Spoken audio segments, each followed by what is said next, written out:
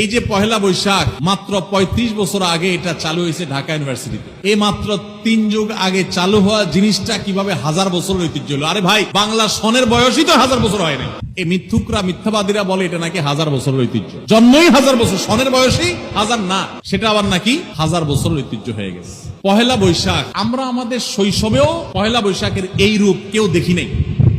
আমাদের চাইতে বয়সে যারা বড় মুরব্বীরা আছেন তারা তো আরো দেখেন নাই, কারণ শুরুই হয়েছে ৩৫ বছর আগে। কিশোরগঞ্জে মিঠামইনি থেকে অষ্টগ্রাম পর্যন্ত ১৪ কিলোমিটার হাওড়ের রাস্তা রঙিন করা হয়েছে পয়লা বৈশাখ উপলক্ষে, গিনেস বুকে ওয়ার্ল্ড রেকর্ড হিসাবে স্থান পাওয়ার জন্য। ১৪ কিলোমিটারে সম্ভবত ৯,০০০ লিটার রং সেখানে ব্যবহার করা হয়েছে। রং ব্যবহার করা হয়েছে মানে কি? কেমিক্যাল না সব। আর আপনারা হাওড়ের যে রাস্তাটাতে রং করা হয়েছে আপনারা দেখেছেন, এই রাস্তাটা বাংলাদেশের খুব সুন্দর রাস্তাগুলোর একটা, মানে দৃশ্যটা সুন্দর, দুই ধারে পানি, অথই মাঝখানে রাস্তাটা দেখতে চমৎকার লাগে।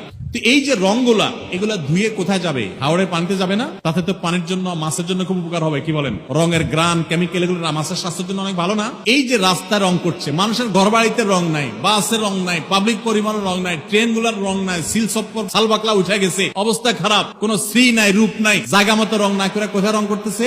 রাস্তায়। তাও আবার হাওড়ের মধ্যখানে রং করতেছে যে জীববৈচিত্র্য ধ্বংস হয়ে যাবে। এরাই নাকি আবার কলা বিজ্ঞানী। আজকে